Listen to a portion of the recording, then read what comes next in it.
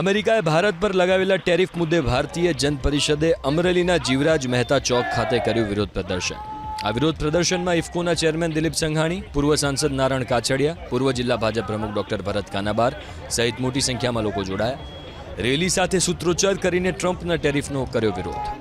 અમેરિકાની નીતિઓને આર્થિક દાદાગીરી ગણાવીને તેની તીવ્ર નિંદા કરી। વિરોધ કરનારા સૌએ હાથમાં બેનર રાખ્યા હતા। સ્વદેશી અપનાવો, ટ્રમ્પ તેરી દાદાગીરી નહીં ચલેગી અને ટ્રમ્પ તેરી એસી તેસી જેવા બેનર્સ સાથે કાઢી રેલી।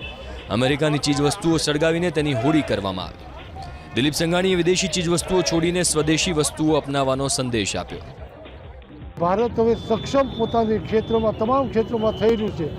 આર્થિક સ્થિતિમાં વિશ્વમાં ત્રીજા નંબર તરફ જઈ રહ્યું છે। ત્યારે ભારતને દબાવવા માટે એમણે ટેરિફના નામે ટેરિફ વધારવાના પ્રયાસથી ભારતને દબાવવાનો પ્રયત્ન કર્યો છે। ભારતની જનતા જાગૃત થાય અને અમેરિકાની કોઈ પણ પ્રોડક્ટ વપરાશ ન કરે અને એનો બહિષ્કાર કરે એ જનજાગૃતિ માટે આજે અમરેલીએ આ કાર્યક્રમ શરૂ કર્યો છે।